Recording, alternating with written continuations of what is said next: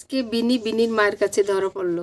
ধরা পড়ার পর বিনির মা কী করলো, ভিডিওটা স্কিপ না করে পুরোটাই দেখে নিন। আমার প্রথম থেকেই সন্দেহ হয়েছে যে তোরা বই পড়ে উঠে খেতেও চাইস না, আগেই বলিস মা খেলতে যাব। এই 2 দিন যে তোরা খেলতে যাচ্ছিস না, আমার ওই জন্য সন্দেহ হয়েছে তোরা এত খেলা করিস, কেন যেতে চাচ্ছিস না। আর পুতুল পুতুল কী বলছিস রে, আমি শুনতে পাচ্ছি। এই পুতুলটা তোরা কোথায় পেয়েছিস মা? চুপ করে আছিস কেন, বল আমাকে। না মা, এই পুতুলটা না আসলে না আমরা খেলতে গেছিলাম না কালকে, তখন আমরা লুকোচুরি খেলছিলাম, তখন পুতুলটা পেয়েছি। পুতুলটা দেখো মা, একদম নতুন, কি সুন্দর। পুতুলটা দেখে না আমার খুব পছন্দ হয়েছে, আর পুতুলটা খুব ভালো, তাই জন্য আমি নিয়ে এসেছি। আমি জানি তোমাকে দেখালে তো তুমি ফেলে দিতে, তুমি রাস্তার জিনিস আনতে বারণ করেছিলে, আমি সব জানি, কিন্তু আমি কি করবো, আমার পুতুলটা এত পছন্দ হয়েছে যে আমি নিয়ে চলে এসেছি। তুমি আমাকে বকো না মা। রোশনি, আমি তোর কাছ থেকে এইটা আশা করিনি। তুই তো বড়, তুই তো এসে আমাকে বলবি যে মাসিমণি বোন একটা মাঠ থেকে পুতুল নিয়ে এসে। তুই কেন বলিস নাই? আর বাইরে থেকে মাঠ থেকে কোনো জিনিস ঘরে নিয়ে আসতে হয়? তোদের 2 জনাকেই আমি সবসময় বলি রাস্তায় কোনো জিনিস ঘরে নিয়ে আসবি না। ঘরে নিয়ে এসছিস, আবার আমার কাছ থেকে 2 জনে লুকিয়ে রেখেছিস।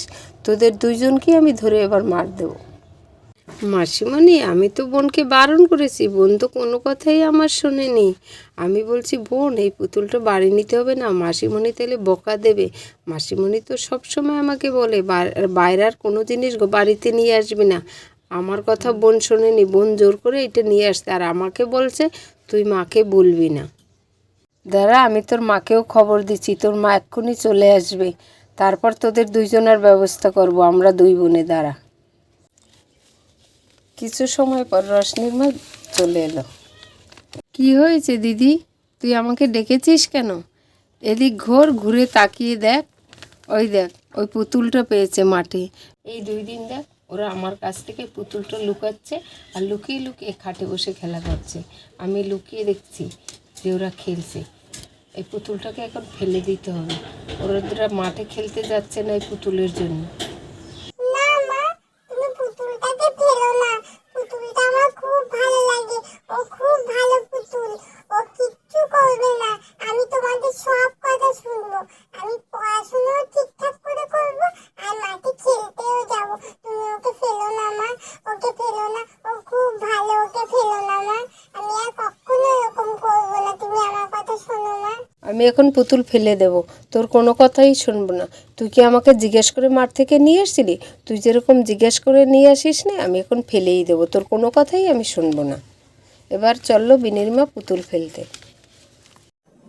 দেখলি রাশমি দিদি, এই জন্যই আমি মাকে বলিনি, আমি কত করে মাকে বললাম পুতুলটাকে ফেলো না ফেলো না, তাও দেখলি আমার কোনো কথাই শুনলো না, আমার সেই পুতুলটাকে নিয়ে চলে গেল, আমি বারণ করলাম শুনলোই না, এই জন্য আমার মায়ের উপর রাগ হয়।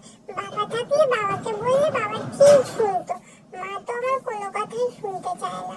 এখন আমরা কি করবো, পুতুলটা এখন মনে একা একা কান্না করছে, আমার ভালো লাগছে না, আমার পুতুলটার জন্য খুব মন খারাপ করছে। আমি তো জানি এটাই হবে, মাসিমণি কখনো বাইরের জিনিস ঘরে নিয়ে আসতে বলবেও না, আর সেটা ঘরে রাখবেও না। তোকে আমি তখন বারবার বলেছি বিনি পুতুলটা নিতে হবে না, তুই আমার কোনোই কথা শুনলি না।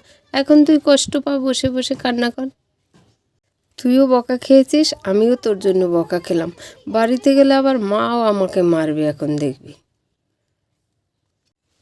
আমার পায়ে একটা কি লাগলো? এই তো পুতুল তো এখানে চলে আসলো। ও কোথা দিয়ে চলে আসলো? এই বোন দেখ, এই দেখ তোর পুতুল আবার চলে এসছে আমাদের ঘরে।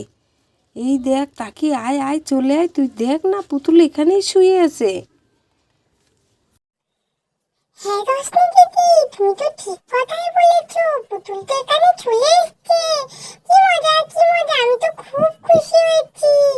মা ফেলে এসেছে তাও পুতুলটা চলে এসেছে, কিন্তু রোশনি দিদি এবার তো পুতুলটাকে আরো সাবধানে রাখতে লাগবে, কারণ মা যদি এবার দেখে এবার তাহলে আরো দূরে ফেলে আসবে। বন্ধুরা, আজকের পর্বটি এখানেই শেষ করছি। পর্বটি যদি ভালো লেগে থাকে তাহলে লাইক, কমেন্ট, সাবস্ক্রাইব করতে ভুলবেন না। টাটা।